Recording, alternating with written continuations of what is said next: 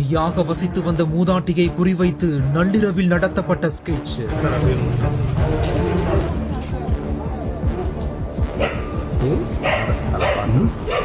அதிரடியாக ஸ்பாட்டில் குவிந்த நூற்றுக்கணக்கான காக்கி சட்டைகள்.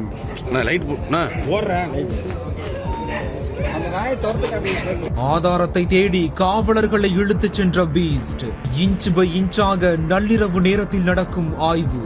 ஈரோட்டில் தனியாக வசித்து வந்த மூதாட்டி கமலா சொந்த வீட்டிலேயே பட்டு அவர் அணிந்திருந்த 5 சவரன் தங்க நகை கொள்ளையடிக்கப்பட்ட சம்பவம் பெரும் பரபரப்பை ஏற்படுத்தி இருக்கு. மூதாட்டி கமலாவை தொலைபேசி மூலமா தொடர்பு கொண்ட போது அவர் எடுக்காததால சந்தேகம் அடைந்த மகன் மகேந்திர சேனாதிபதி அக்கம் பக்கத்தினரிடம் தகவல் தெரிவிக்கவே அவர்கள் சென்று பார்த்தபோது மூதாட்டி கமலா வெள்ளத்துல உயிரிழந்து கிடந்தது தெரிய வந்திருக்கு. இதனை அடுத்து காவல்துறைக்கு தகவல் தெரிவிக்கப்பட்ட நிலையில சம்பவ இடத்துக்கு விரைந்து வந்த காவல்துறையினர் மூதாட்டி உடலை மீட்டு பிரேத பரிசோதனைக்காக ஆம்புலன்ஸ் மூலமா மருத்துவமனைக்கு அனுப்பி வைத்திருக்காங்க.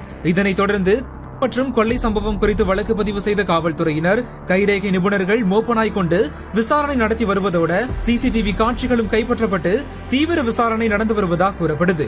மேலும் குற்றவாளிகளை பிடிக்க டிஎஸ்பி முத்துகிருஷ்ணன் தலைமையில 5 தனிப்படைகளை மாவட்ட காவல் கண்காணிப்பாளர் சுஜாதா அமைத்திருக்காங்க.